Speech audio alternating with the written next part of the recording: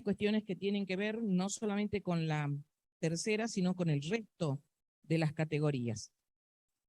Por lo tanto, cuando nos adentramos en el estudio de una de ellas, la recomendación es que avancemos desde el artículo 1, artículo 2, para saber si el sujeto es un sujeto pasivo, qué tipo de sujeto pasivo es en el impuesto, qué tipo de renta le corresponde según el artículo 2. Luego avanzamos sobre todos los artículos genéricos, entre esos los de periodo fiscal, imputación, quebrantos, exenciones, hasta llegar específicamente a las ganancias de cada categoría.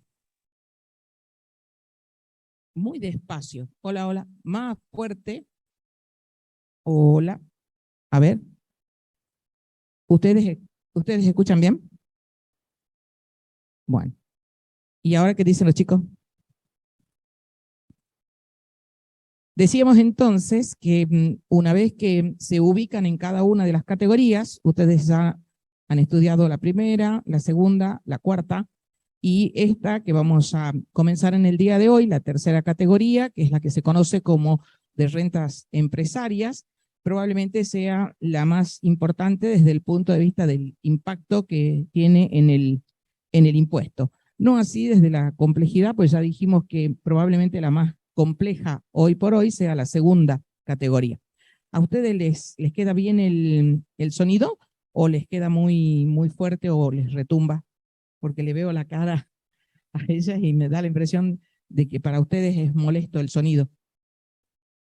Claro, y si yo hablo ahí, a ver, porque tenemos que compatibilizar el equilibrio entre el vivo y el sincrónico. Mientras tanto, nos vamos ubicando entonces en la ley. Vamos a trabajar con la ley en el artículo 53. Ahora, ¿qué dicen los chicos? Bueno, queremos que contesten. Nos ubicamos en el artículo 53, donde dentro de este título, Recording in progress. Recording stopped. dentro de este título estamos en el capítulo 3, ganancias de la tercera categoría, los que se conocen genéricamente como beneficios empresariales, y allí el artículo 53 va a ser el detalle Recording in de la progress. enumeración de las rentas comprendidas. Y vamos a ver por qué digo que es una enumeración, aunque parece que es taxativo. Dice el artículo 53, de acuerdo al texto de la reforma de la 27430. Constituyen ganancias de la tercera categoría y tienen una apertura en incisos. En el inciso A, las obtenidas por los responsables incluidos en el artículo 73. Ya hemos mencionado varias veces al artículo 73 y ya dijimos que allí están las que se denominan dentro del ámbito del impuesto sociedades de capital. Entonces ustedes agreguen para que les vaya quedando grabado, que ese artículo 73 refiere a las sociedades de capital, que es un tema que también les tengo que dar yo y como siempre me falta el tiempo, pues son muchos temas importantes. Vamos a avanzar un poquito en el día de hoy, ojalá que nos dé el tiempo, sobre esas sociedades de capital. En el inciso B dice todas las que deriven de cualquier otra clase de sociedades constituidas en el país. Vamos a hacer la lectura primero y después nos vamos a detener en cada uno de los incisos. En el C, las derivadas de fideicomisos constituidos en el país en los que el fiduciante posea la calidad de beneficiario, excepto en los casos de fideicomisos financieros o cuando, completamos,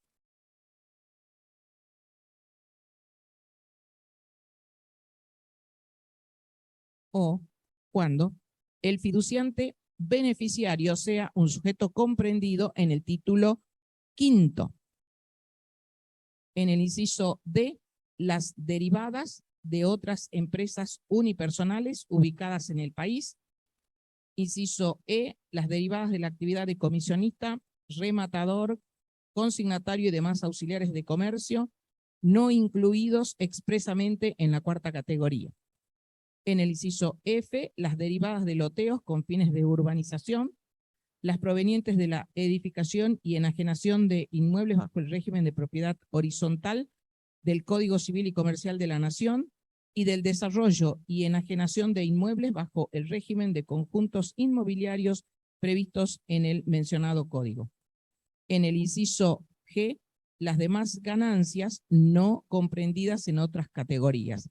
Y este último inciso, el G, es el que hace una apertura, respecto de la cual voy a decir unas palabritas más adelante, pero es el que hace que no sea un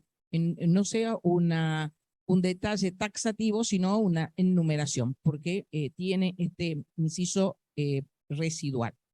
Y continúa en el párrafo siguiente, también se considerarán ganancias de esta categoría las compensaciones en dinero y en especie, los viáticos, etcétera, que se perciban por el ejercicio de las actividades incluidas en este artículo, en cuanto excedan de las sumas que la AFIP juzgue razonables en concepto de reembolsos de gastos efectuados.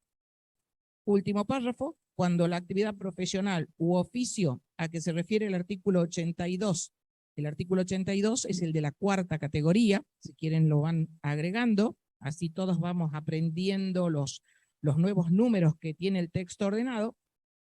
Decía, cuando la actividad profesional u oficio a que se refiere el artículo 82 se complemente con una explotación comercial o viceversa, sanatorios, etcétera, el resultado total que se obtenga del conjunto de esas actividades se considerará como ganancia de tercera categoría. Vamos a avanzar un poquito más despacio con cada uno de estos incisos y decíamos que comienza con las sociedades de capital. Las primeras, las del inciso A, son las sociedades de capital. Vamos rápidamente al artículo 73. Después, si me da el tiempo, cosa que no creo, vamos a volver sobre algunas otras cuestiones, simplemente para ganar tiempo. Bueno, no voy a perder acá poniendo los agujeritos. Vamos al 73. 73. En el artículo 73 decíamos, bueno, esto está todo pegado. Como las hojitas se cambian, vienen todas pegadas. Con una sola mano es complicado. Gracias, Antonio. Yo las vivo garabateando las hojitas, pero estas están nuevas. Así que todavía están vírgenes. Artículo 73. Y presten atención que en el artículo 73 estamos dentro de las sociedades de capital y refiere concretamente a las tasas. Pero no solamente a la sociedad de capital, sino otros sujetos comprendidos. No obstante, nosotros nos referimos genéricamente al artículo 73 como sociedades de capital. Y fíjense que tenemos distintos textos. Seguramente en el material que ustedes tienen allí pueden tener el texto vigente para el año 2020 y luego el texto vigente para los ejercicios fiscales iniciados a partir del 1/1/21. Ese es el texto que nosotros tenemos que utilizar, el que dice aplicable para los ejercicios fiscales iniciados a partir del 1/1/21. Dentro de este tipo de sujetos, vamos a recordar lo que es periodo fiscal. Puede ocurrir que ese periodo fiscal no sea 1 de enero, 31 de diciembre. Ese es el más común, pero no es el único. Entonces tenemos que investigar acerca de cuál es el cierre del ejercicio. Entonces, Si el cierre es distinto del 31 de diciembre, por ejemplo, si cierra el 30 de junio, entonces cuando dice iniciados a partir del 1/1/2021, ¿cuál será el primer ejercicio para aplicar este artículo? El que cierra 30 de junio. No me miren a mí, ustedes miren el texto. Desde 1 de julio del 2021 al 30 de junio del 2022. Eso presten atención porque si bien es cierto, no tiene ninguna finalidad confundirlos, sino justamente ejercitarlos. Cuando hacen los ejercicios o cuando hacen el parcial, tengan en cuenta este tipo de situaciones. Y a veces hace falta mirar con detenimiento, porque acá dice iniciados a partir del 1/1/2021. Entonces, es este el artículo que estamos utilizando en este momento. Y dice este artículo 73 que después de esa gran reforma de la 27430 ha sufrido otros embates reformistas. De hecho, es este que tenemos ahora vigente. Dice el 73, las sociedades de capital, por sus ganancias netas imponibles, quedan sujetas al siguiente tratamiento. 2 puntos. Y miren rápidamente ustedes el artículo, que esta es una forma de adentrarnos en el estudio que nosotros recomendamos. Le hacen una vista rápida y fíjense que tiene un inciso A y luego, busquen un poquito más adelante, bueno, en cuanto me caiga enredada en los cables, ustedes me levantan. Y un inciso B. O sea que ya tienen allí una gran diferenciación, un inciso A y un inciso B, que lo deberían marcar. Y después tiene 3 párrafos adicionales. A los fines de lo que estamos estudiando, vamos a ver las cuestiones más importantes. En el inciso A dice, estamos siempre dentro de lo que llamamos sociedades de capital. Abonarán el gravamen empleando la escala que se detalla a continuación los sujetos comprendidos en los siguientes apartados. Quiere decir que todos estos apartados, desde el 1 en adelante, todos los apartados del inciso A, van a utilizar estos cuadritos a los fines de determinar el impuesto. Y allí tenemos 2 cuadritos. Uno para el periodo fiscal iniciado o para los periodos fiscales iniciados desde el 1 de enero desde el 2021 hasta el 31/12/2021, y luego tenemos otro que es aplicable para los ejercicios fiscales iniciados desde el 1 de enero 2022 al 31 de diciembre 2022. ¿Cuál es la diferencia entre uno y otro? A ver si ustedes se pueden dar cuenta, porque hemos nombrado varias veces esta cuestión del por qué. Vamos practicando cómo van sedimentando los conocimientos. ¿Por qué tenemos dentro de ese mismo artículo que está vigente desde 1/1/2021, ya tenemos 2 cuadritos? ¿Cuál es el motivo?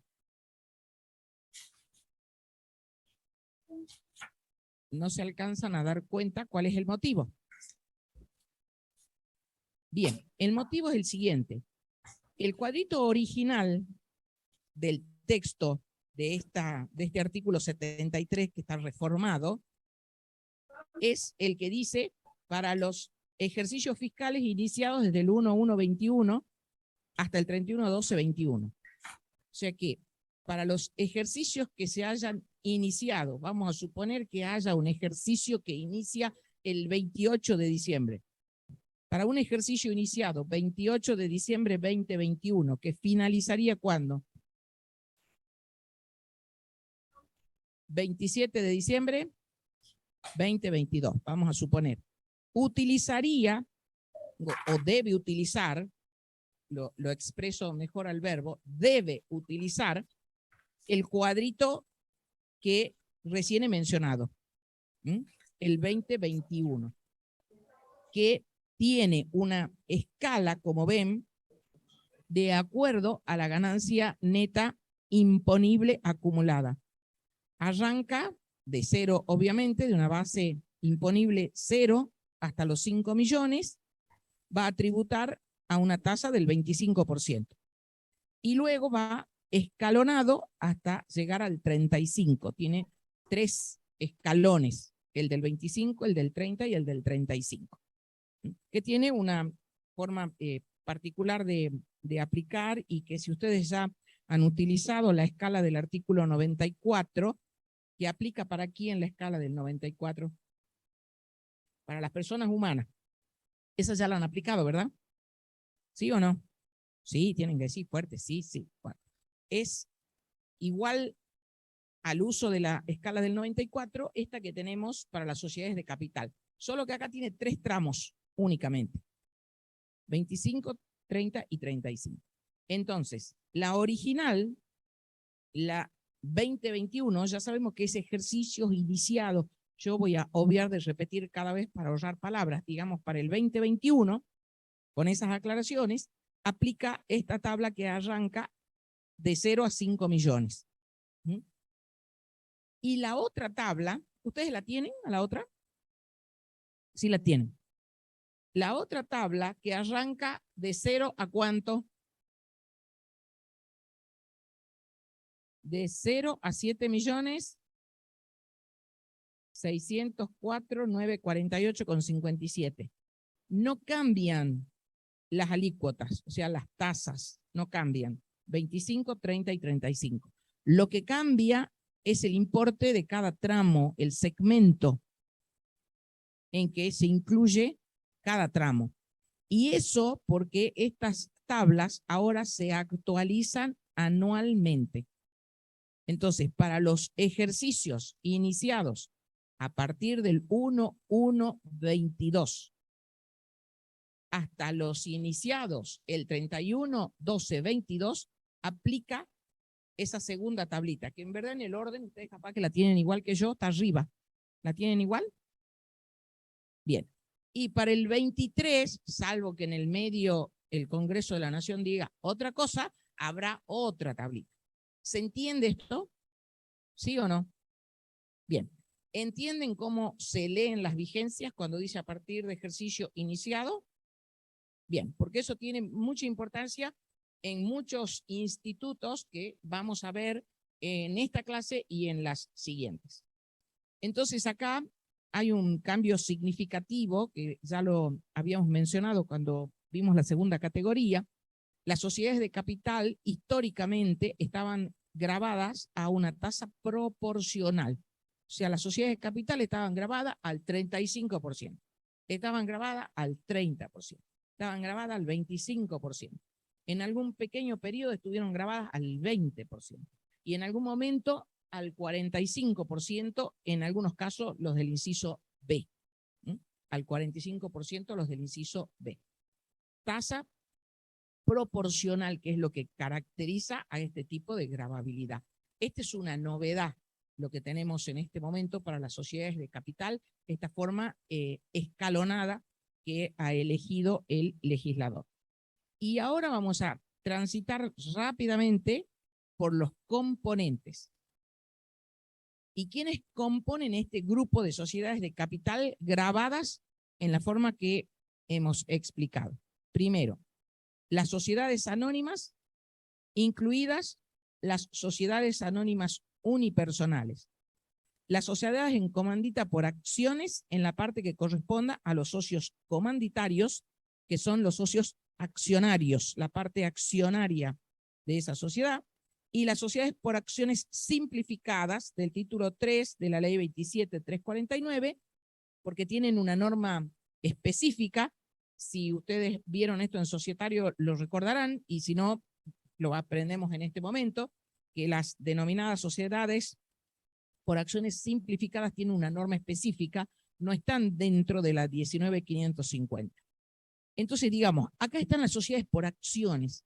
La más importante es, no porque sea importante en sí misma como persona jurídica, sino por la cantidad de contribuyentes que eligen esta forma societaria, es la sociedad anónima. Las sociedades en comanditas son las menos. Las sociedades de un solo socio, sociedades por acciones de un solo socio, recién se está incursionando, y las que denominamos las SAS, que son las sociedades anónimas simplificadas, depende de la jurisdicción, han tenido un cierto auge y por lo menos ahora están un poco detenidas por distintos motivos que, si me da el tiempo, cuando veamos sociedades capital, vamos a volver sobre este tema. Pero sigue siendo la más importante la sociedad anónima, la que ustedes han estudiado en la ley 19.550. Y ahora viene lo importante, además de lo que dije, para que ustedes subrayen, constituidas en el país. O sea, son las sociedades, estas que hemos mencionado, constituidas en el país. Estas son las que están en el inciso A. En el inciso B, las sociedades de responsabilidad limitada, las sociedades en comandita simple y la parte correspondiente a los socios comanditados, que son los socios que no son accionarios en la comandita por acciones, en todos los casos cuando se trate de sociedades constituidas en el país. Y en este inciso, la más importante es la SRL, porque las sociedades en comandita son muy marginales y limitadas a determinadas actividades, como por ejemplo las farmacias, aunque creo que ahora ya no les exigen como en su momento que debían ser sociedades. ¿Vos sabés si en este momento, Antonio, le siguen exigiendo que sean sociedades en comandita? Porque en su momento exigían, porque sí o sí tenía que haber un farmacéutico. Me parece que esa exigencia ha sido superada. Por supuesto que sí o sí tiene que haber un farmacéutico a cargo, pero son muy pocas las actividades que eligen este tipo de sociedades. En el inciso C, o en el punto C, las asociaciones, fundaciones, cooperativas y entidades civiles y mutualistas constituidas en el país, volvemos a subrayar, en cuanto no corresponda por esta ley otro tratamiento impositivo. Yo les hago subrayar este tema de constituidas en el país porque cuando les preguntamos en los exámenes, dicen la sociedad anónima. ¿Qué más? Y la sociedad anónima, constituida en el país. Esa es la que está en el inciso A. Dice el punto 3, en cuanto no corresponda por esta ley otro tratamiento impositivo. ¿Qué le podría corresponder? ¿Qué podría corresponderle? Una exención. Una exención. Exención que ustedes han analizado y que al respecto se deben cumplir con determinados requisitos, que con algunos de los cuales podemos estar de acuerdo o no, pero lo cierto es que la exención debe tener un reconocimiento formal en el fisco, porque en verdad la exención está consagrada en la ley. Entonces, este tipo de entidades, cuando no logran hacer su trámite exentivo, están alcanzadas como sociedades de capital. En el punto 4, en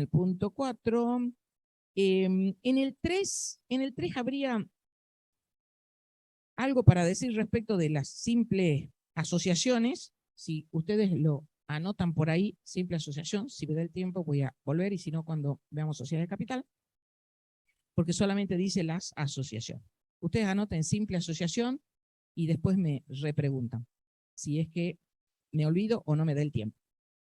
En el punto 4, las sociedades de economía mixta por la parte de las utilidades no exentas del impuesto. Y lo voy a leer con el punto siguiente. Las entidades y organismos a que se refiere el artículo primero de la 22016, no comprendidos en los apartados precedentes, en cuanto no corresponda a otro tratamiento impositivo en virtud de lo establecido por el artículo 6º de dicha ley. ¿Cuál sería el fundamento para que estas sociedades o entidades u organismos estén alcanzados por la ley? Esto vincula con un tema que vemos en derecho tributario, concretamente en el artículo 5 de la ley 11.683, cuando tratamos la gravabilidad o no de los organismos del Estado, de las sociedades del Estado en sí mismo. Entonces vamos vinculando los temas. ¿Alguno se acuerda por qué? ¿Alguno tiene que rendir todavía derecho tributario? A ver las manitos. ¿O están todos aprobados? ¿Quién? Así es. No tenga miedo porque te voy a enseñar algo o te voy a hacer recordar algo. Entonces yo levantaría así. Si no me acuerdo, yo me acuerdo. ¿Qué quiere que haga? No me acuerdo. Y no ¿quiénes nos rindieron? Solamente ella, 2, 3, 4, 5, 6, 7, 8. ¿Qué más? Los demás todos aprobaron. Bueno, recordamos todos. En el artículo 5 de la 11.683 tratamos este tema y decimos por qué el Estado de manera genérica puede ser un sujeto pasivo del impuesto. Y allí, diciéndolo de manera muy resumida, hay distintas posturas. Hay quienes dicen no se debe gravar el Estado porque implica que sacamos el dinero de un bolsillo para ponerlo en el otro. Y además tenemos un dispendio de recursos que siempre son escasos para que en definitiva cambiemos de bolsillo el dinero. Frente a eso hay otros que opinan, y en definitiva es lo que ha consagrado el legislador, que cuando el Estado actúa como los terceros, o sea, como actúa cualquier sujeto en el ámbito privado, como un ente empresario, debe tributar todos los impuestos que correspondan como tal, porque de otro modo sería una competencia desleal para los contribuyentes privados. Y damos ejemplos que les pueden quedar muy claros. Si Aerolíneas Argentinas estuviera totalmente eximida de pagar todos los impuestos, sería una competencia desleal respecto de otras compañías que actúan en el país, sea a nivel de cabotaje o sea a nivel internacional. Entonces, para resumir estos dos puntos, recordamos esos conceptos de derecho tributario, que van a estar alcanzados en tanto y en cuanto actúen como actúa cualquier contribuyente en el ámbito privado, para evitar que exista una competencia desleal. Esto dicho muy resumidamente.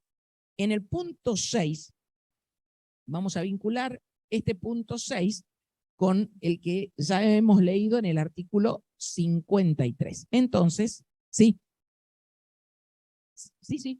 Ah, café. Antonio, me encanta, tomé examen con Antonio, venía a la clase con Antonio porque él siempre tiene en cuenta que tomamos cafecito. Yo estoy deseando el mate de las chicas, pero ahora no se puede. En otras épocas, ¿vos te acordás que antes venían vos te acordás de los changuitos que venían con los termos y los mates? ¿Ah? Venían con los termos y los mates y eso no se salvaban, pero era antes de la pandemia. Ahora nos tenemos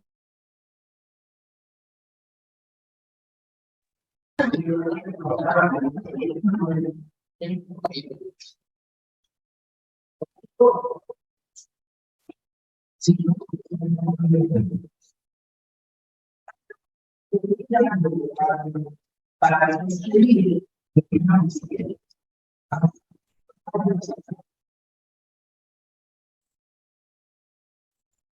la tercera categoría.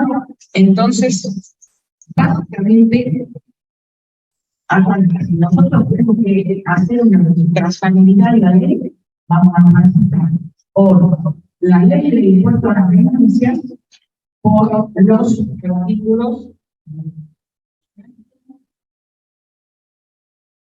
Siempre nos adentramos en el primero, vamos al artículo segundo, apartado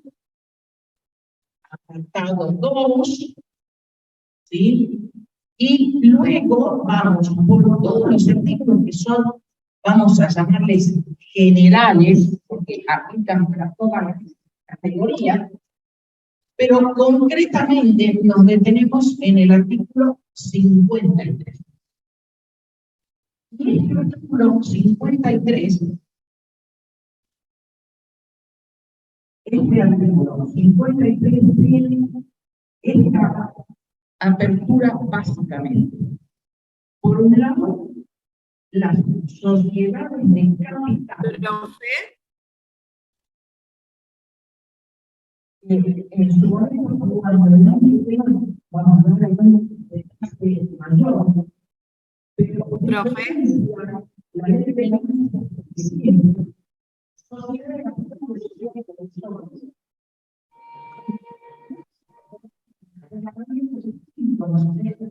Profe.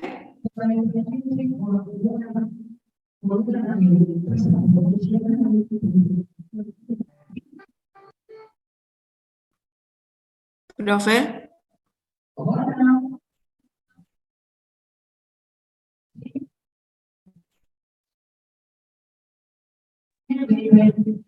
No se escucha nada, profesora, disculpe.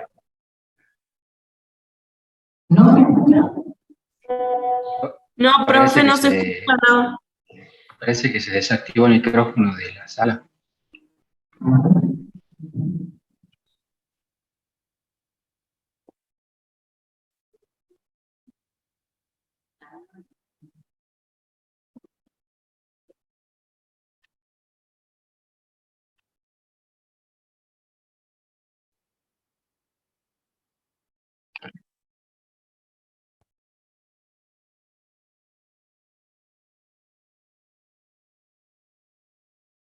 Ahora.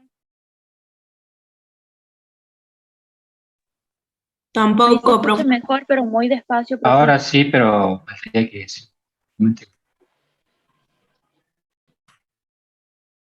¿Ahora sí? Sí, ahora, Se ahora escucha está. mejor, pero muy despacio, profe. Muy bajito.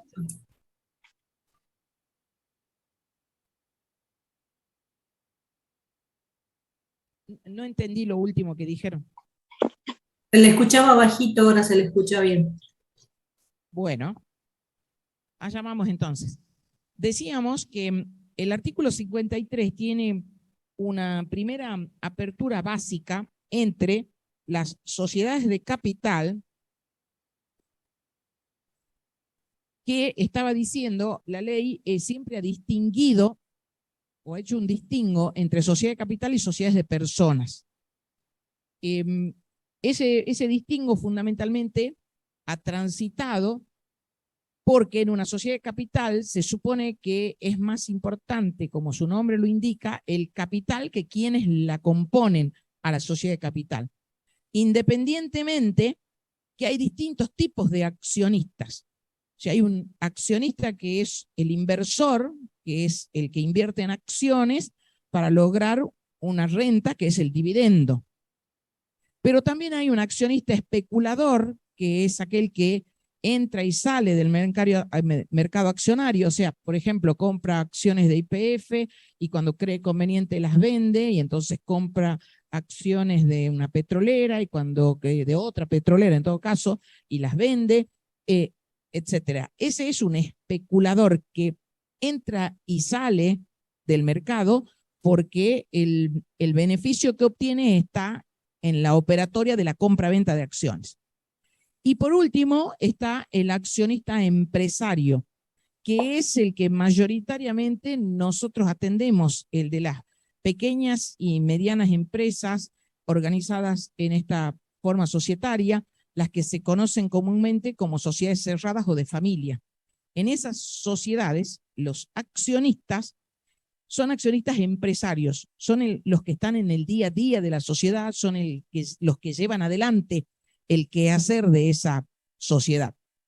No obstante, este distingo, la ley de ganancias, les decía, históricamente ha tratado a las sociedades de capital de una manera, o sea, poniendo en preponderancia el capital y dándoles el tratamiento de acuerdo a ese concepto, entre otros.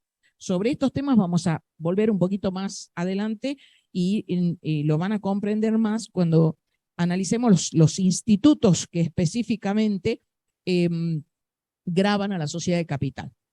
Por el contrario, las sociedades de persona, por el contrario, las sociedades de personas son aquellas en las cuales tiene importancia el socio que la conforma. Históricamente, dentro de las sociedades de personas estaba la SRL. Luego, a partir de una de las tantas reformas, la SRL, como bien hemos leído en este artículo 73, es también sociedad de capital. O sea, hoy por hoy, la SRL es también sociedad de capital. Está enunciada dentro de ese artículo 73. Y el tratamiento distintivo, además de este que acabo de dar, es que la sociedad de capital que tiene su detalle en el artículo 73, ese que todavía no hemos terminado de leer, lo digo despacio porque esto es importante, tributan en su propia cabeza. Esto seguramente ya lo han mencionado varias veces. Tributan en su propia, lo vamos a poner así para que lo comprendan. Tributa ella misma. O sea, la sociedad anónima hace su determinación e ingresa el impuesto. La SRL hace su determinación e ingresa el impuesto. Una entidad civil que no estuviera exenta hace su determinación e ingresa el impuesto. O puede tener saldo a favor o puede tener quebrantos. Eso lo entienden, me imagino.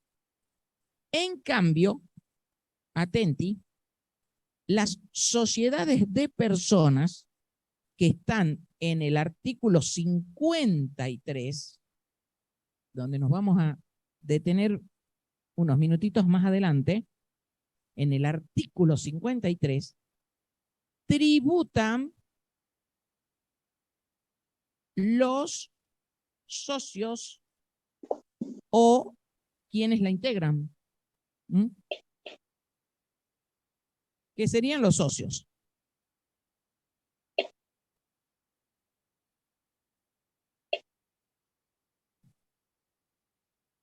La sociedad hace la determinación y le atribuye a cada socio la porción que le corresponda de la ganancia gravada, del ajuste por inflación, de los conceptos que justifican o que no justifican, los quebrantos que le puedan corresponder, las retenciones, las percepciones, etc. Un ejemplo de sociedades que sean tratadas como sociedad de personas. A ver, sin haber terminado de leer los artículos. Colectiva.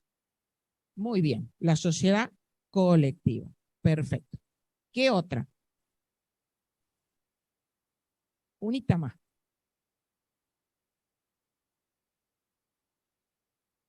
¿Qué es la que más se utiliza? Porque la sociedad colectiva Sociedad de hecho.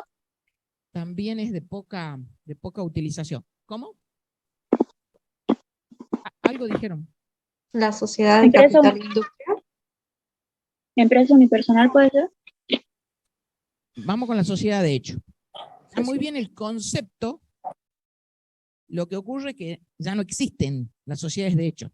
Jurídicamente no existen las sociedades de hecho. Ya vamos a volver sobre ese tema.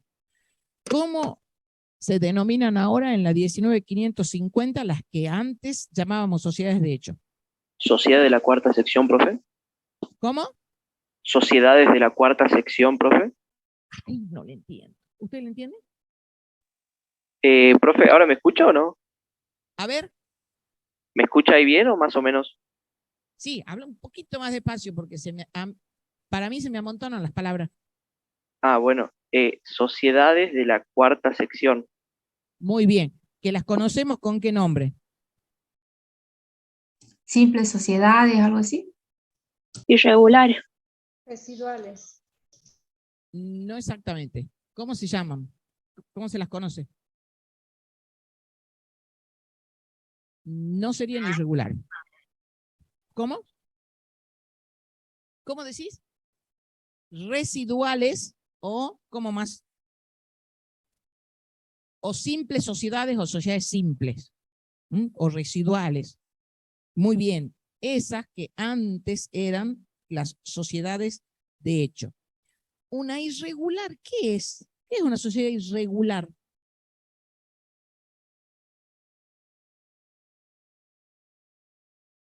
Sería contrario a regular, ¿verdad?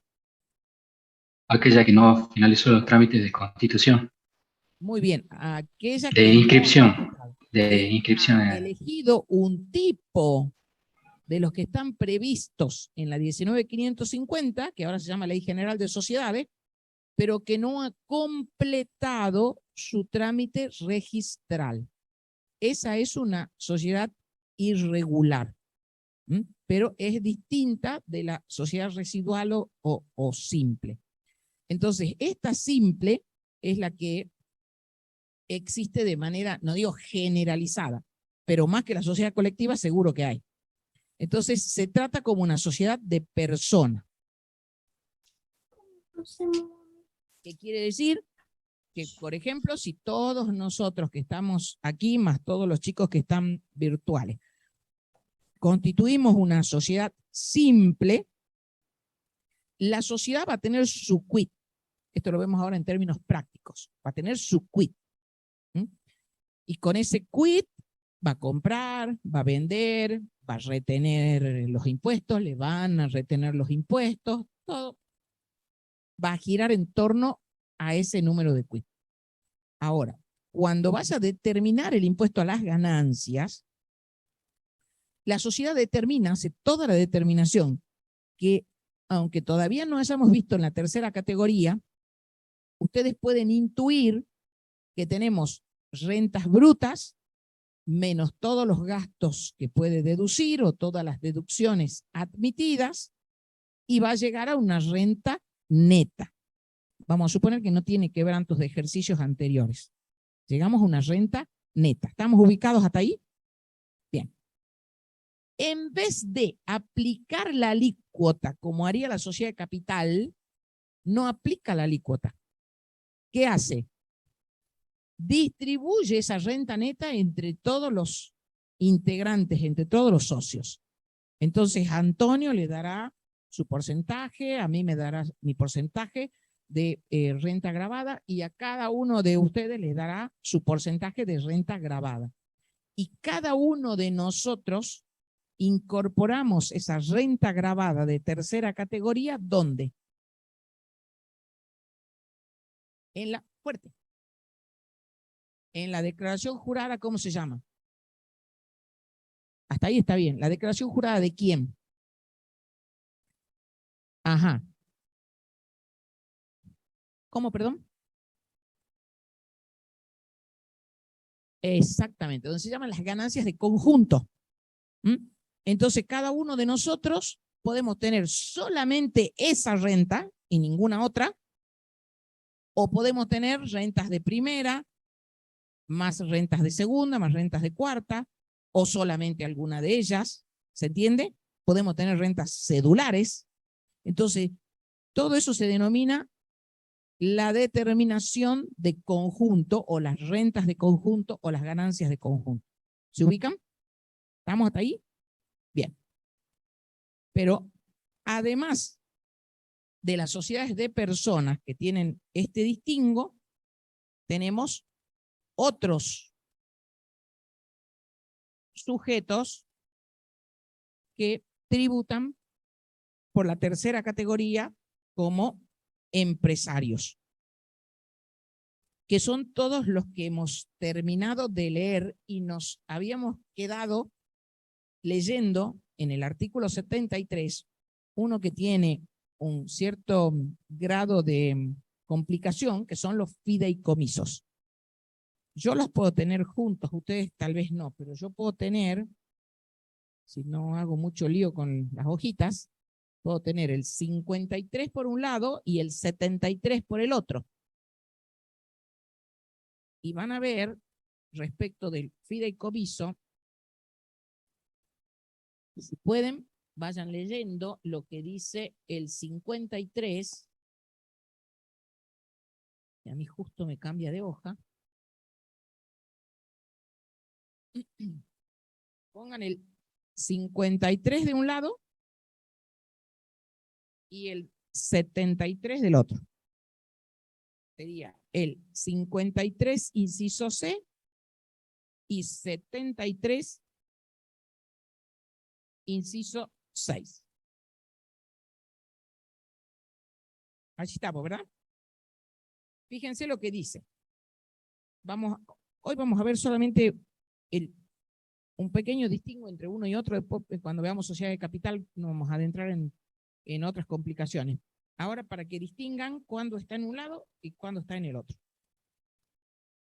Dice el 53. Las derivadas de fideicomisos constituidos en el país. Ya saben que siempre tenemos que resaltar constituidos en el país. Ahora viene una cuestión importante. Cuando el fiduciante posea la calidad de beneficiario, o sea que cuando el fiduciante es también beneficiario,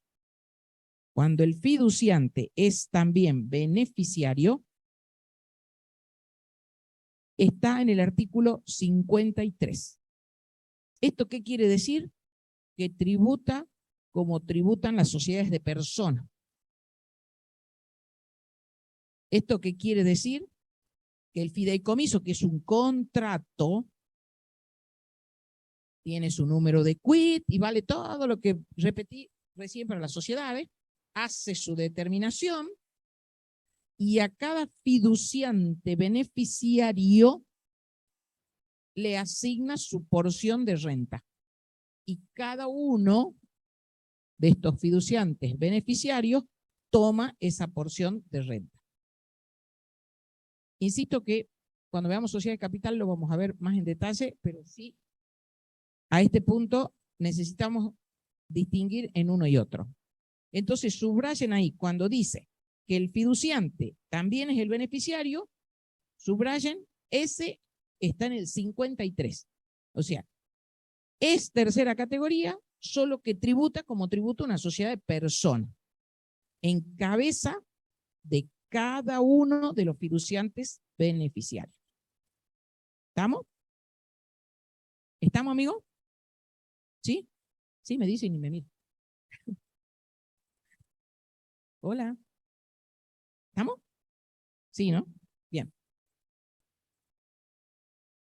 Dale. No, una pequeña aclaración, nada más, sí, Chinda, tomo un refresh. Bueno, en el fideicomiso, ¿qué tenemos? Tenemos, digamos, dos personas que son claves, esto para que quede claro. El fiduciante, que está acá, en esta diapositiva imaginaria, el fiduciante que entrega algo y que se compone un patrimonio del fideicomiso. Ese patrimonio se llama patrimonio fideicomitido. ¿Estamos de acuerdo? Fiduciante. Arriba está alguien que administra el fideicomiso. ¿Cómo se llama? Fiduciario. Fiduciario. ¿Estamos de acuerdo? Y en esta parte de la diapositiva está ¿quién? El beneficiario. ¿Estamos de acuerdo? Entonces, para constituir el fideicomiso se requieren dos personas, fiduciante, fiduciario que administra este patrimonio, que es el patrimonio fideicomitido, y acá aparece el beneficiario. ¿Por qué es importante esta aclaración? Porque tenemos en el supuesto de la ley que el fiduciante que está acá es el beneficiario. ¿Estamos de acuerdo? Fiduciante es como un espejo, fiduciante, beneficiario. Este es el supuesto de tercera categoría, ¿está bien? Es el supuesto que hacía mención recién Chinda. ¿Estamos de acuerdo? ¿Sí? Si lo tenemos acá la figura, creo que tenemos un esquema claro cuando el fiduciante coincide con el beneficiario y obtiene rentas grabadas son rentas grabadas de tercera categoría porque el patrimonio fideicomitido, que es el negocio subyacente, es, por ejemplo, la venta de ropa o tiene una actividad comercial tal que lo hace grabado en tercera categoría. En consecuencia, el fiduciante beneficiario, en este supuesto, en esta identidad que toma la norma, genera que sea un sujeto de tercera categoría. ¿Está bien? Perdón la interrupción. Al contrario, Antonio, muchísimas gracias. Eso me permitió hacerles el pequeño dibujito, que de todos modos, cuando veamos el 73 vamos a volver sobre esto. Se supone que ustedes lo analizaron ya en societario. Bueno, ahora está incorporado en el Código Civil y Comercial unificado. Lo cierto es que siempre el contrato de fideicomiso, que es un contrato, sé que es una ficción, que sea un sujeto pasivo, y lo es por la autonomía del derecho tributario material. No les voy a preguntar eso ahora porque no vamos a demorar, pero si lo quieren repasar, después lo repasamos. Decía, el legislador lo eleva a la categoría de sujeto. Siempre va a estar en la tercera categoría. El contrato de fideicomiso siempre va a tributar por tercera categoría. La diferencia está en si tributa como sociedad de capital o tributa como sociedad de persona. Y esto solemos preguntarle, pero no porque nosotros seamos malitos y les preguntemos, sino porque es algo en lo que ustedes seguramente van a tener la posibilidad de ejercer apenas tengan su título, porque es un instrumento muy utilizado. Entonces, mínimamente los conceptos básicos los tienen que tener. Entonces, siempre va a tributar por tercera categoría. ¿Cuándo va a tributar como una sociedad de persona en el artículo 53, como sociedad de persona? Cuando el fiduciante coincida con el beneficiario. ¿Cuándo va a tributar como tercera categoría? También va a estar en el 53. Nada más que en vez de sociedad de persona, va a estar como sociedad de capital. O sea, siempre en la tercera. Va a estar en el 53. Solamente está dentro del artículo 73. El resto de lo que dice el inciso. Y esto dice, acá, serían los que van a tributar como sociedad de capital, los fideicomisos financieros, yo ya se los leo como debe ser el entendimiento, o cuando, esperen que encuentre la hoja, esperen, paciencia, tengo que dar vuelta, o cuando el fiduciante beneficiario sea un sujeto del exterior. Yo ya se lo traduzco. Cuando dice allí, el fiduciante beneficiario sea un sujeto comprendido en el título quinto, pónganse un beneficiario del exterior. Entonces, ¿cuándo va a ser sociedad de capital? ¿Cuándo el fideicomiso va a tributar como sociedad de capital? A ver, uno.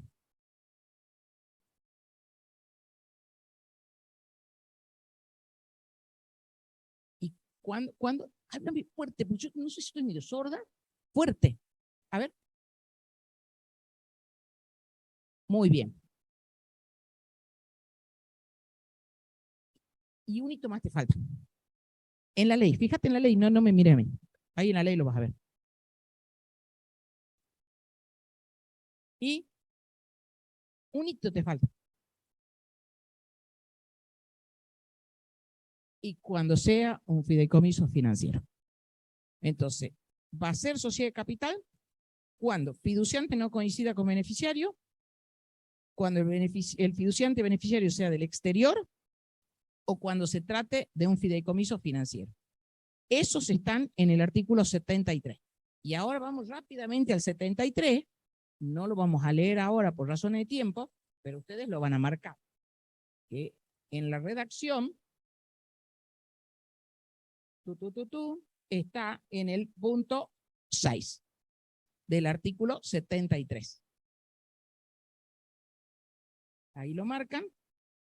Entonces, entre esos dos, el resumen es el que les acabo de dar. ¿Se comprende?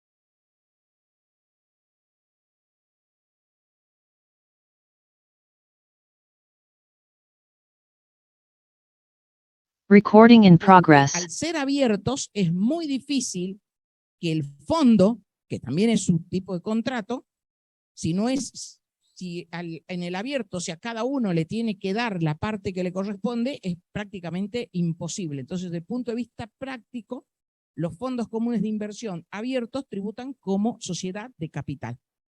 Luego tenemos ese mismo distingo para la persona humana entre abiertos y cerrados, pero dentro de la segunda categoría cedular, sobre lo que ahora no vamos a volver.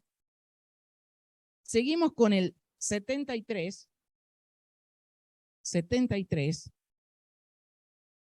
y dice el punto 8, que también tiene su importancia hoy en día. Las sociedades incluidas en el inciso B del artículo 53. Rápidamente vamos al inciso B del 53. Yo que tengo la hoja separada, parece que era más fácil para mí, pero es más fácil para ustedes que van y vienen de un lado para el otro. Yo voy al 53, inciso B. Tengan un poquitín de paciencia. Acá está. En el inciso B del 53,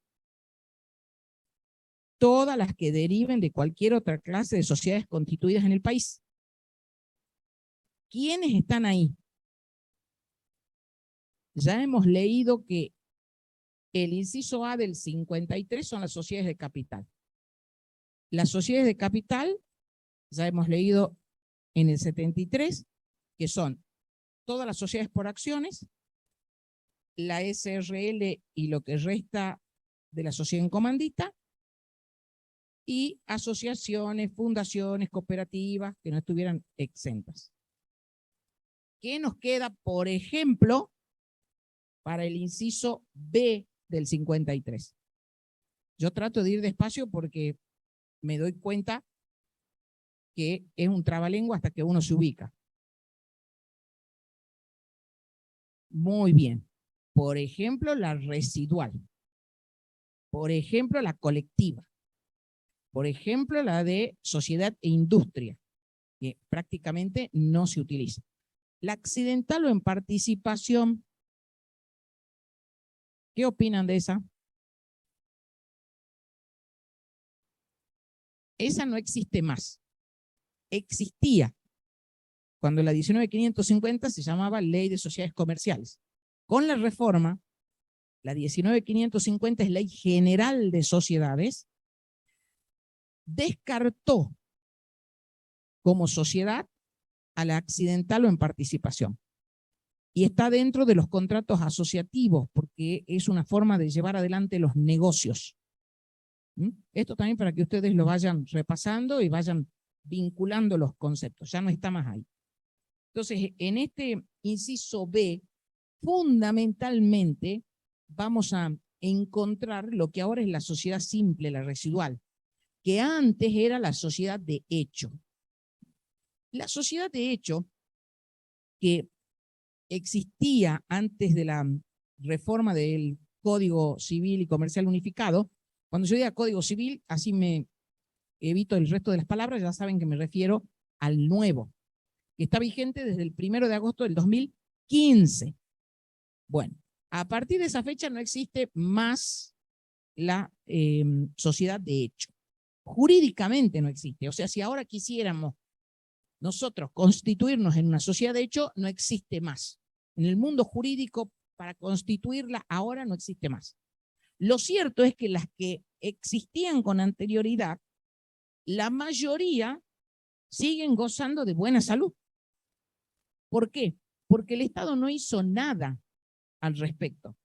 Y en algunos casos, los que quisieron de propia voluntad o por temor o por prudencia o porque pensaron que así era, entonces a esas sociedades las transformaron, entre comillas, en una sociedad simple o se constituyeron en alguna sociedad típica regular. Pero lo hicieron voluntariamente, porque el Estado no ha normado absolutamente nada. De hecho, al día de hoy siguen existiendo fulanito y perenganito, sociedad de hecho con su número de quit, etcétera, etcétera, siguen.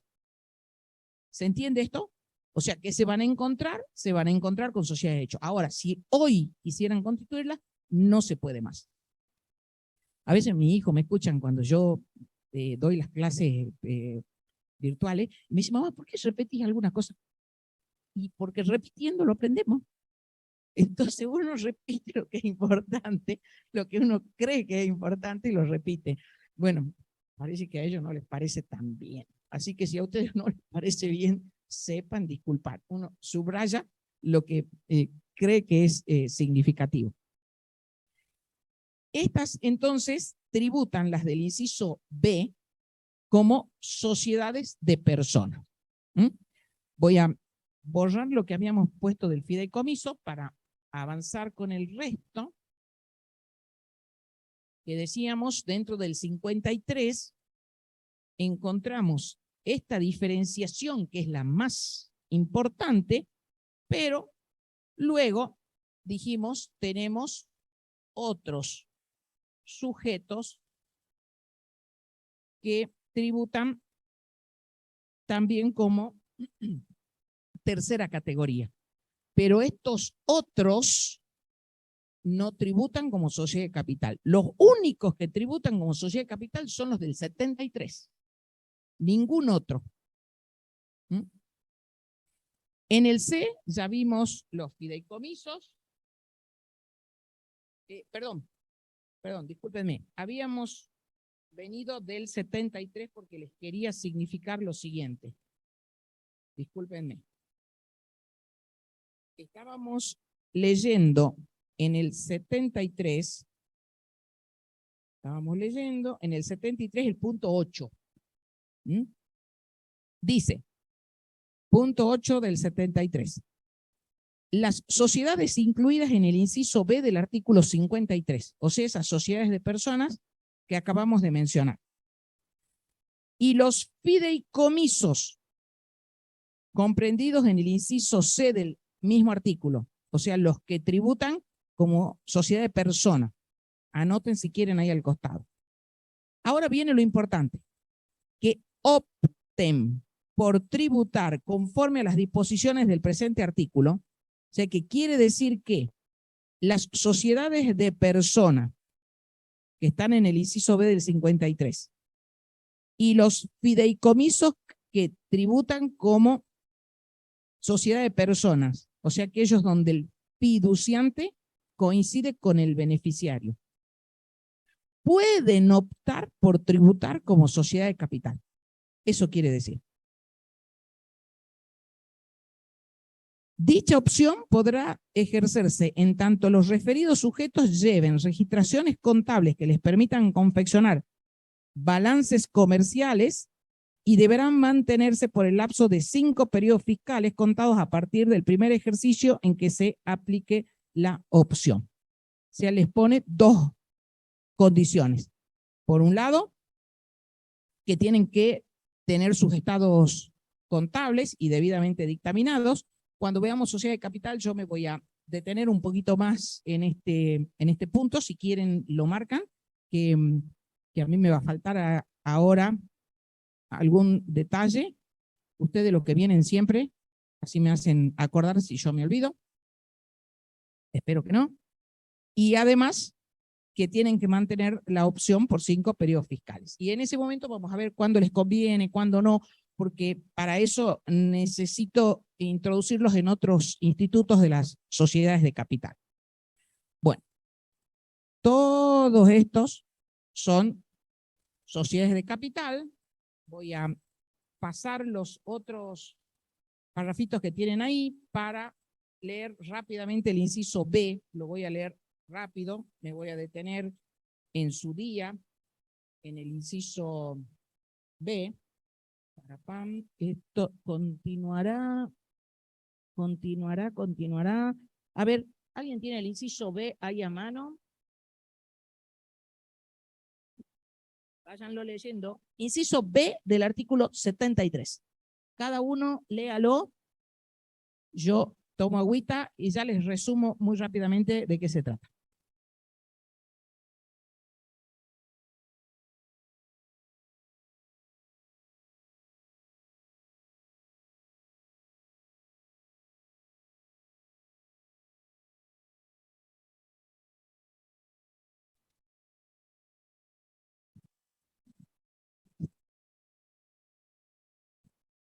¿Leyeron? Estamos dentro del artículo 73, sociedades de capital. Ya hemos pasado rápidamente por el inciso A. Y en el inciso B están los que se conocen con el nombre de establecimientos permanentes o establecimientos estables, cuya conceptualización está en el artículo 22 de la ley. En este caso también están alcanzados con la escala que ya vimos anteriormente. Y además, también en este caso tienen que ingresar esa tasa adicional del 7% cuando se distribuyan las utilidades. Dice cuando se remesen las actividades. Ahora lo voy a decir muy rápidamente, lo vamos a ver más en detalle en la clase pertinente, pero los establecimientos estables son el brazo tendido de una casa matriz del exterior que tiene una sucursal en el país. Vamos a suponer que la Renault francesa tenga una sucursal en Argentina. Entonces es un brazo tendido de esa casa matriz en un establecimiento estable o permanente en Argentina. Entonces esa sucursal tiene que tributar en Argentina, de la misma manera que tributan los del inciso A. En algún momento de la historia, estos del inciso B tributaban más fuertemente, tributaban hasta el 45%. Y dice, cuando remesen utilidades, que quiere decir cuando distribuyen sus dividendos, remesen, porque los envían al exterior esas utilidades, al ser una sucursal, lo que hacen es remesar las utilidades. Entonces, en ese momento tienen que tributar el 7%. Vamos a volver con más detalle, pero ahora sí me interesa que por lo menos ustedes tengan toda la presentación de lo que es la tercera categoría. Entonces dijimos, inciso A del artículo 53, todas las sociedades de capital, que son las que nos llevan al 73.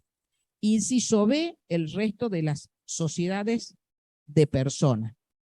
Volvemos al 53. Estoy como Sadia acá con un montón de hojas, pero como hay que tener el micrófono. El C ya lo vimos. El C ya lo vimos, que son los fideicomisos. Y vamos por acá. Los chicos ni deben saber quién es Sadia. ¿Vos sí, Antonio? Porque también sos chiquito. En el inciso D, estamos en el 53, rentas de la tercera categoría. Las derivadas de otras empresas unipersonales ubicadas en el país. Sobre la empresa unipersonal, hemos visto ya conceptualización y me gustaría que la recordemos. ¿Qué requisitos deben darse para que exista una empresa unipersonal? Que es una ficción, es una creación del legislador. Y también lo hace en función de la autonomía del derecho tributario material. ¿Recuerdan cuáles son los requisitos de la empresa unipersonal?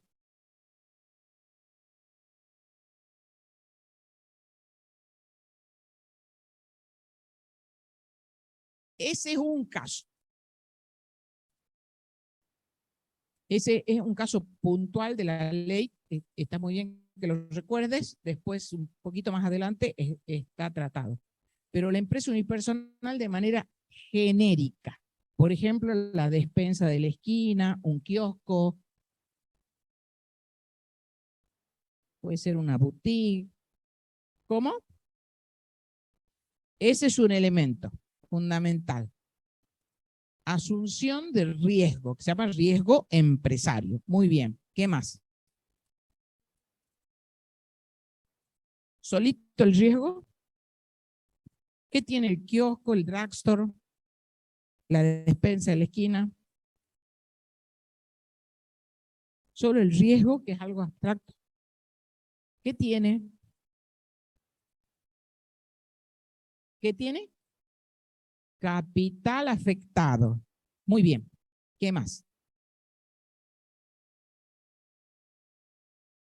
¿Qué más? ¿Qué más? ¿Cómo? Puede o no tener dependientes. Muy bien. Una sola cosita falta. Una sola cosita. ¿Qué más? Y el señor de la despensa irá alegremente, así nomás, como venga.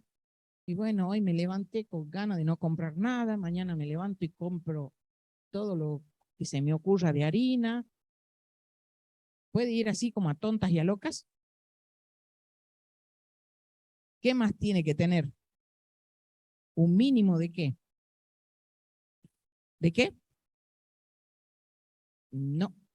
Un mínimo de organización, mínimamente, aunque sea un cuaderno de tapa dura tendrá. O lo tendrá todo acá.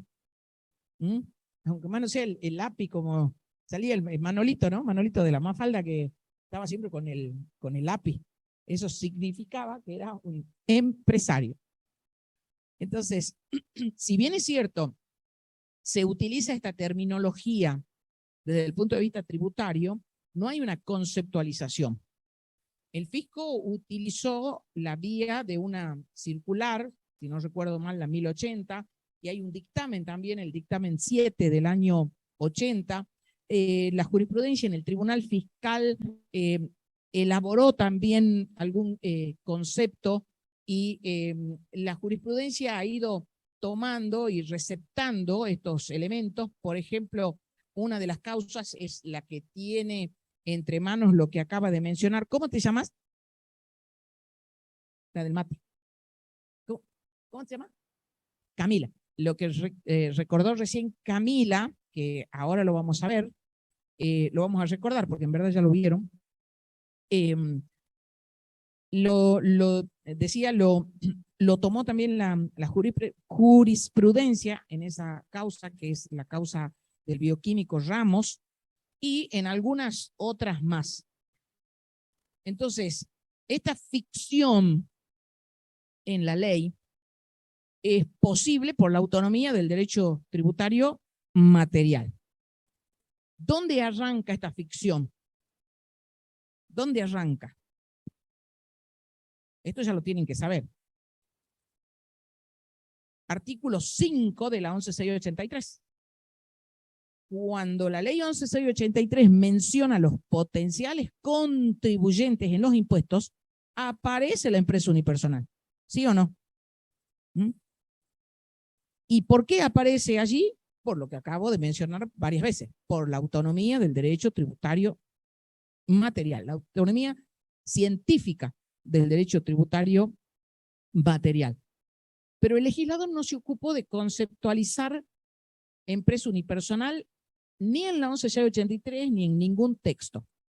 Tampoco lo hace el derecho privado, a pesar de que el concepto, el término, no el concepto, el término se desliza por ahí en el código como empresario, porque el Código Civil ha dejado de llamar comerciante, incluso ya no lo conceptualiza, tampoco conceptualiza lo que es acto de comercio, tampoco distingue lo que es civil de comercial, pero desliza en algún tramo empresario.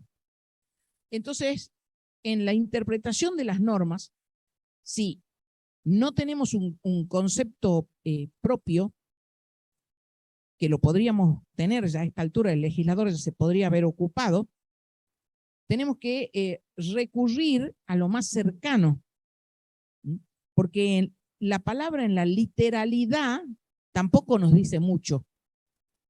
Cuando hacemos la primera interpretación, que es la literal, entonces cuando dice, por ejemplo, supongamos que nos dice, supongamos que trato de buscar un concepto.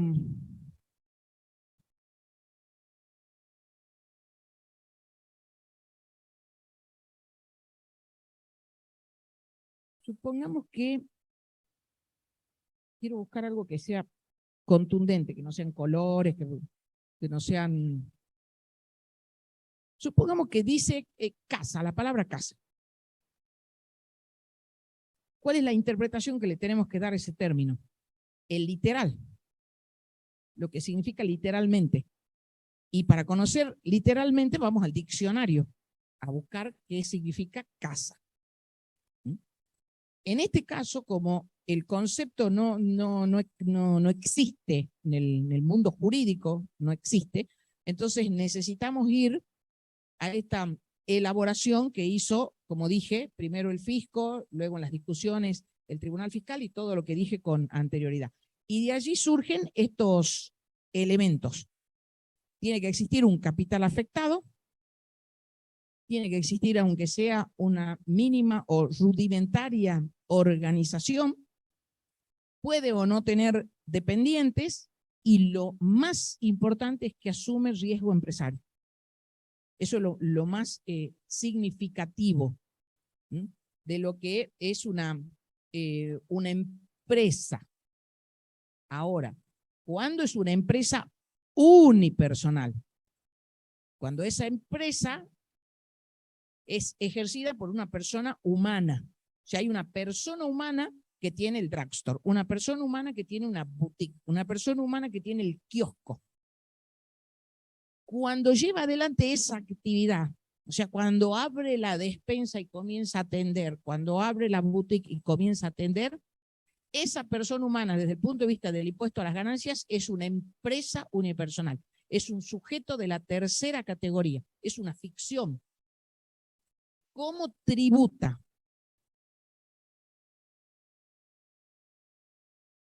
En su declaración jurada. ¿Pero de quién? Exactamente. O sea, la empresa unipersonal es detentada por detrás por una persona humana, que es el contribuyente y que es el que va a incorporar en sus ganancias de conjunto la renta de esa empresa unipersonal, de esa despensa, del kiosco, de la boutique, del supermercado, de lo que tenga. ¿Se comprende esto? Pero tenemos que hacer la determinación de tercera categoría como empresa unipersonal. En este caso, la quit es la misma. O sea, por ejemplo, en mi quit, que yo soy, a ver, 20-12-860-012-4. Ese es mi número de quit. Yo puedo tener rentas de primera categoría, ojalá tuviera de segunda categoría, tengo rentas de cuarta, que es esta, y si tuviera un kiosquito, con ese número, con ese mismo número, tengo rentas de tercera. Y todas las incorporo en mi declaración jurada de conjunto. Yo les insisto con esto porque también les preguntamos en los exámenes finales y se nos quedan callados. Y es una de las cosas más comunes que tenemos para hacer, para enfrentar, para asesorar, etc.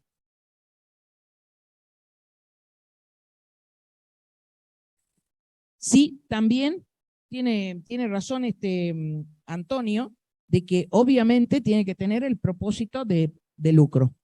¿Mm? Tiene razón, ese también es el elemento significativo de la tercera categoría. Gracias, Antonio, de la empresa unipersonal y de la tercera categoría en general, excepto las sin fines de lucro, que obviamente pueden estar exentos. Sí, muy bien. Gracias, Antonio. Entonces, resumimos: capital afectado, mínima organización, puede o no tener capital, personal en relación de dependencia, asumir el riesgo y tener propósito de lucro. Pero el distintivo es el que asume el riesgo, porque en realidad en el resto de las actividades, y como se vio en esa causa Ramos, puede estar todo el resto, pero en el caso del profesional universitario, lo que hace es ejercer la incumbencia para la cual está habilitado. Eso es lo que hacemos cada uno con nuestros títulos. Que solo cuando se complementa con una actividad comercial pasa a ser un sujeto de la tercera categoría. Cosa que viene a continuación, vamos a ver un poquito más. Empresa unipersonal. Bueno, en el inciso E, ustedes ya vieron los auxiliares de comercio que están en la cuarta. Los que no están en la cuarta están en la tercera. Los comisionistas, rematadores, consignatarios y demás auxiliares de comercio no incluidos expresamente en la cuarta. Por ejemplo, en la cuarta están los viajantes de comercio. ¿Mm? En el F, a ver, voy a mirarlo ahora. En el F, las derivadas de loteos con fines de urbanización, las provenientes de la edificación y enajenación de inmuebles bajo el régimen de propiedad horizontal del Código Civil y Comercial de la Nación, y del desarrollo y enajenación de inmuebles bajo el régimen de conjuntos inmobiliarios previstos en el mencionado código. Este es un tema que tuvo muchísimas dificultades y que desde hace un tiempo se resolvió entre la ley y el decreto reglamentario. Les voy a dejar el artículo del decreto reglamentario para que ustedes lo vean, porque sigue teniendo la misma redacción que antes de la reforma. Vamos a ver la conceptualización. Los derivados de loteo con fines de urbanización. Entonces, la primera pregunta que surgía era que 2 lotes, 3 lotes, 4 lotes. Bueno, el decreto reglamentario puso un límite de 50 lotes y además un periodo de 2 años. Yo los dejo para que ustedes además empiecen a aprender cómo buscar y cómo ubicarse, y allí van a encontrar esto que les estoy puntualizando. Y luego, la edificación y enajenación de inmuebles bajo el régimen de propiedad horizontal. Y allí no importa si son 2, si son 1000, en tanto y en cuanto esté dentro de este régimen, tanto la construcción como la enajenación, así se venda 1, es de la tercera categoría. También tiene una larga historia, pero en el fondo lo que se supone es que en este tipo de construcciones hay íncito un propósito empresario con la conceptualización que ya habíamos mencionado. Entonces nadie encara una inversión de esta naturaleza si es que en el fondo no es un ente empresario. Así que eso se resolvió más fácilmente que lo de los loteos, que se discutió bastante. Y luego capitaliza el código respecto del cual recordamos que tenemos más personas jurídicas que las que teníamos antes. Por ejemplo, la simple asociación. Eso también les pido que repasen cuáles son las personas jurídicas. Si no recuerdo mal, es el 148 del código. El código, en función de una de las motivaciones fundamentales siempre que digo el código me estoy refiriendo al código civil, que es la autonomía de la voluntad, tiene una nueva visión respecto de los que denomina los contratos asociativos. Eso también les pido que lo repasen. Y en toda esa modernización aparecen estos desarrollos que ahora los incluye dentro de la tercera categoría. O sea, no solamente los loteos con fines de urbanización, no solamente edificación y enajenación bajo el régimen de propiedad horizontal, sino los desarrollos y enajenaciones, porque se tienen que producir las enajenaciones, de los inmuebles bajo este régimen de conjuntos inmobiliarios. Y en el inciso G, habíamos dicho que es donde el legislador abre por las dudas, si se le hubiera escapado algo en algún tramo, abre a las demás ganancias no comprendidas en otras categorías, que hoy por hoy en la forma en que está redactada la ley, prácticamente no tenemos ejemplos.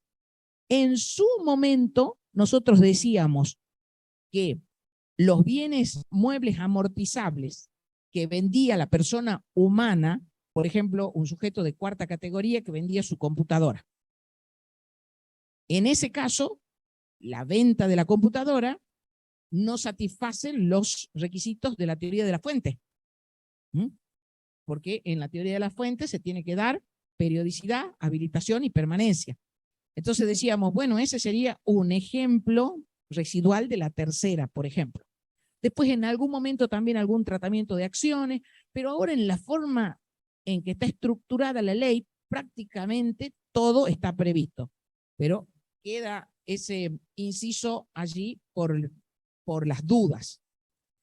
Sí, me interesaría transitar por el artículo 8 del decreto reglamentario, ya vamos a ir a ese artículo que bastantes problemas nos ha ocasionado. Terminamos con el artículo 53, dice, también se considerarán ganancias de esta categoría las compensaciones en dinero y en especie, eso, digamos, no cabe ninguna duda que no interesa cómo sea la transacción, si en dinero o en especie. Lo cierto es que acá se está refiriendo también a los viáticos, etcétera, dice, que se perciban por el ejercicio de las actividades incluidas en este artículo en cuanto excedan las sumas que la AFIP juzgue razonables en concepto de reembolso de gastos efectuados. Yo lo leo rápido porque la verdad que la AFIP no me acuerdo si alguna vez ha fijado de manera generalizada. Estos importes los fijó para sus propios funcionarios. Y por ahí algunos convenios tienen estos importes, pero de acuerdo a sus propias normas laborales. Pero la AFIP no ha fijado estos importes. Ahora, lo que sí subrayamos acá, de manera genérica, cuando refiere a reembolsos de gastos efectuados. Reembolsos de gastos efectuados.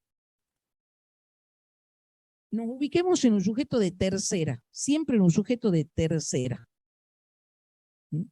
Que, por ejemplo, el director de una sociedad anónima hiciera frente a los gastos que le ocasiona, no sé, llevar a cenar a un cliente.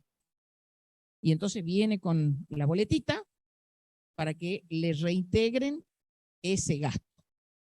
O sea que la sociedad le entrega el dinero que utilizó para la cena con el cliente. Ese reembolso de gasto, de manera genérica, ¿qué sería para la sociedad?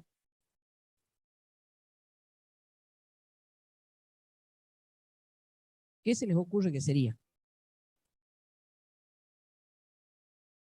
Siempre hablamos de rentas netas, y ustedes ya transitaron por rentas netas, por rentas brutas, menos rentas netas.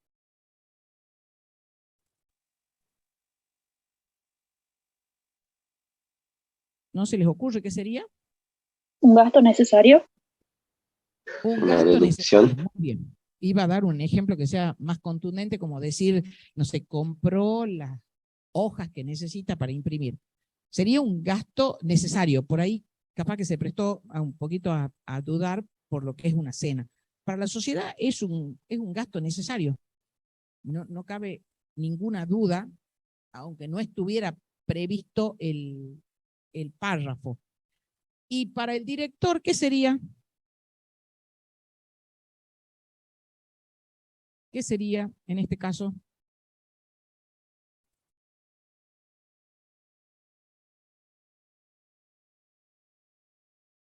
Nada. Nada, porque es como que le hubieran dado el dinero. ¿Cuánto puede costar la cena? Supongamos que gastó 2.000 pesos. La sociedad capaz que le da los 2.000 pesos, tome los 2.000 pesos para la cena, después trae el comprobante. Y es lo mismo que traiga el comprobante y lo reintegre en el gasto. O sea, para el director es nada. ¿Por qué? Porque incurrió en un gasto de la sociedad. Ahora, podemos hacer una parte de cómo se tratan en otras categorías o en otro tipo de gastos o de reembolsos de gastos que en general, para que tenga este tratamiento neutro, lo digamos así, tiene que coincidir cualitativa y cuantitativamente. Tiene que haber siempre en lo que es el reembolso de gastos, en el reintegro de gastos, tiene que haber una coincidencia cualitativa y cuantitativa.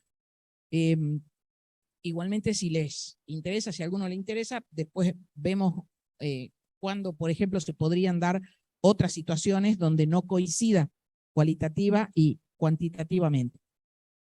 Pero prácticamente ese párrafo no tiene mucha aplicación. Y sí viene ahora, el que ya estuvimos mencionando, el último párrafo del 53, cuando la actividad profesional u oficio a que se refiere el artículo 82, que es la cuarta categoría, se complemente con una explotación comercial o viceversa, y ejemplifica sanatorios, etcétera. El resultado total que se obtenga del conjunto de esas actividades se considerará como ganancia de la tercera categoría. ¿Y esto se corresponde con qué otro tramo de la ley? ¿Dónde hemos leído algo similar? En el artículo 2, profesora, en la teoría del balance. Apartado 2, hacia el final, ¿verdad? Sí. Y también lo vieron en el artículo 82. Así ¿correcto? es. Entonces, cuando esta actividad de cuarta, ejemplo el médico, complementa con una actividad comercial, ejemplo el sanatorio, porque es lo que tuvo en mente el legislador. De hecho, antes en el artículo 2 también ejemplificaba sanatorio, ahora lo eliminaron, pero lo mantuvieron en el 53. En ese caso, toda esa conjugación entre sanatorio y médico que ejerce en su sanatorio, pero a título personal, o sea, como persona humana. Entonces sería el doctor fulanito de tal que tiene el sanatorio. En ese caso, no es cuarta categoría, sino tercera. Tiene poca utilización, al menos entre los médicos, porque prácticamente todos los sanatorios están constituidos con algún tipo de sociedad. Entonces, es poco probable tener un contribuyente de esta naturaleza. Sobre todo porque, si bien es cierto, no pueden limitar su responsabilidad profesional, ninguno de nosotros podemos, no importa cómo nos organicemos, la responsabilidad profesional la tenemos siempre. Si bien es cierto, eso no se limita, pero sí limitan otro tipo de responsabilidades dentro de una sociedad regularmente constituida. Sí se pueden ver estos ejemplos en el caso de los veterinarios, porque hoy por hoy los veterinarios tienen también sus pequeños hospitales, tienen hasta terapia intensiva, tienen internación. Entonces, en ese caso que complementa con esa actividad comercial, sería un sujeto de tercera y no un sujeto de cuarta. Y en esta causa, Ramos, que es muy importante en el fallo de Cámara, en definitiva, la mayoría lo que dijo es que este bioquímico, ¿la analizaron a la causa Ramos en la cuarta? Seguramente sí. Sí, ¿no?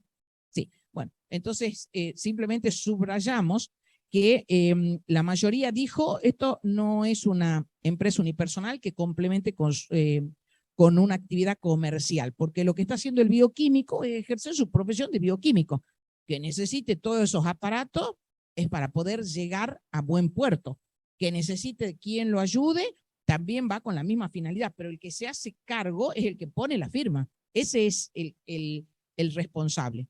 Y hay un párrafo importante en el voto de minoría de Covielo, del juez Covielo, donde incluso él dice que aunque fuera empresa unipersonal, porque los otros dicen no son empresa unipersonal y debería complementar con actividad comercial.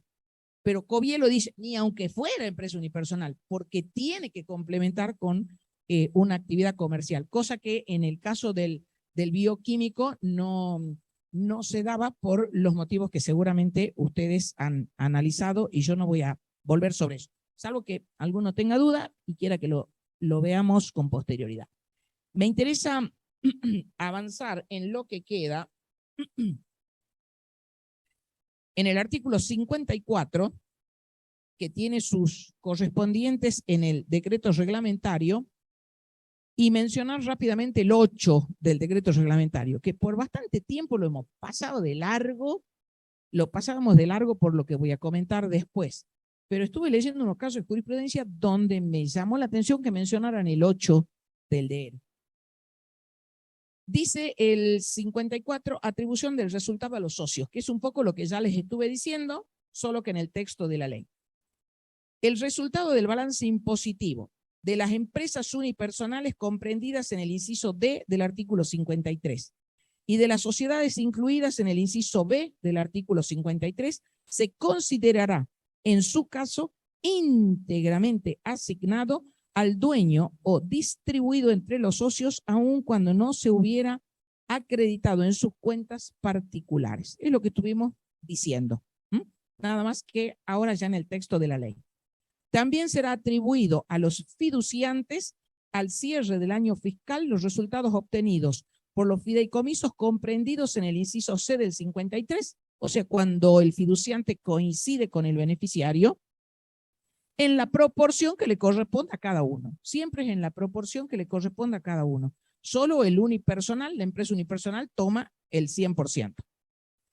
Las disposiciones contenidas en los párrafos precedentes no resultarán de aplicación respecto de los quebrantos que, conforme a las disposiciones del artículo 25, se consideren de naturaleza específica para los sujetos. ¿Por qué? Porque los quebrantos específicos siguen las rentas específicas, que también hemos repasado en su momento, hemos visto cuáles son.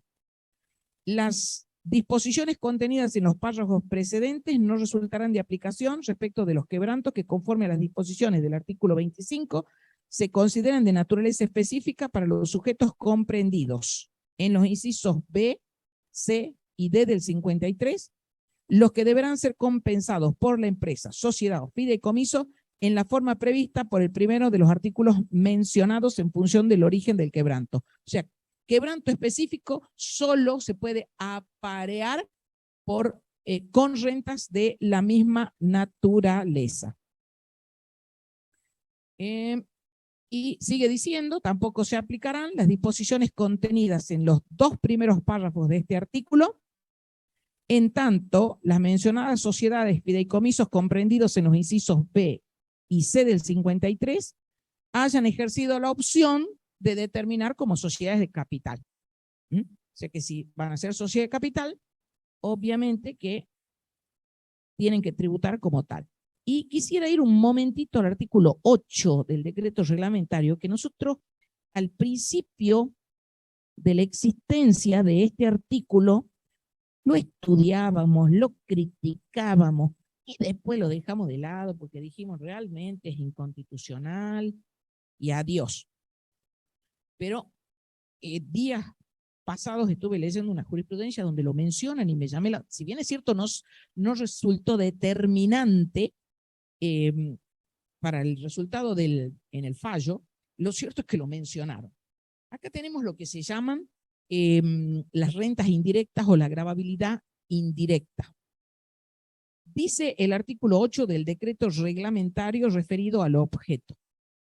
Las ganancias a que se refiere la ley en el apartado 1 de su artículo 2 comprenden asimismo a las que se obtienen como una consecuencia indirecta del ejercicio de actividades que generen rentas que encuadren en la definición de dicho apartado, siempre que estén expresamente tratadas en la ley o en este reglamento. Y nosotros nos agarrábamos, pero los pelos, porque decíamos, estamos en derecho tributario material, estamos hablando del elemento objetivo del hecho imponible. Jamás puede haber una extensión en el decreto reglamentario, y menos en la forma que está redactado, porque dice, siempre que esté expresamente tratado en la ley o en este reglamento. ¿Y qué dijimos en ese momento? Este artículo lo incorporaron en una de las tantas reformas, me parece que en la reforma del 86, por ahí, para darle validez a otro artículo que siempre estuvo en el decreto reglamentario, y decía, bueno, es más fácil ponerlo en la ley. ¿Por qué lo siguen dejando en el decreto y buscan esta forma tan enredada, rebuscada e inconstitucional para darle validez al que ahora es el 100, antes era el 117 y ahora es el 100, todavía no me los aprendo los números, pero lo dejé marcado. 100, lo tengo marcado y lo tengo hasta subrayado, me parece. 180, no, está en la cuarta categoría, así que, acá está, 185, del decreto reglamentario. Este artículo también está de antaño en el decreto reglamentario. Y dice, los beneficios obtenidos a través de la transferencia de bienes recibidos en la cancelación de créditos. Por ejemplo, que a un profesional contador público, en vez de pagarle con dinero, le paguen con una camioneta. Entonces dice, los beneficios obtenidos a raíz de la transferencia de bienes recibidos en cancelación de créditos, originados por el ejercicio de las actividades comprendidas en los incisos F y G del artículo 82 de la ley, constituyen ganancias generadas indirectamente por el ejercicio de estas, comprendidas en el apartado 1 del artículo 2 del referido texto legal, siempre que entre la fecha de adquisición y la de transferencia no hayan transcurrido más de 2 años. En realidad estaba concretamente en su momento cuando, por ejemplo, a un profesional liberal le pagaban con un inmueble. Y el profesional, ¿qué hacía? Lo vendía el inmueble para hacerse del dinero. Entonces, cuando cobraba con el inmueble, hay percepción de la renta, eso no cabe ninguna duda, porque es percepción en especie. Pero cuando lo vendía, la venta del inmueble en cabeza de la persona humana no estaba alcanzado. Está alcanzado ahora, pero no estaba alcanzado en su momento por el impuesto a las ganancias. Entonces, si lo vendía a un mayor precio, ¿qué dice el reglamentador? Nos quedamos sin gravar una porción. Entonces no encontraron mejor cosa que ponerlo en el decreto reglamentario. Entonces, cuando, por ejemplo, el contador público, ese inmueble que lo había recibido cancelando sus honorarios y que ya declaraba como renta de cuarta, luego lo vende a un mayor precio, esa diferencia se la alcanzaban también en la cuarta categoría como una renta indirecta. Siempre dijimos, esto es inconstitucional.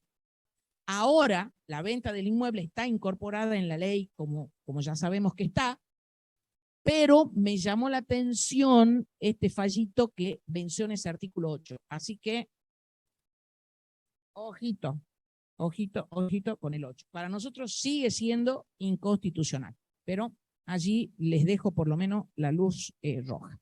Y me parece que estamos en hora, pues ya cuando se empiezan a levantar, empiezan a cerrar, ¿no? Las 20 en punto, y seguramente que alguien tiene clase. Así que quedo a disposición, como siempre, y nos vemos en las próximas clases.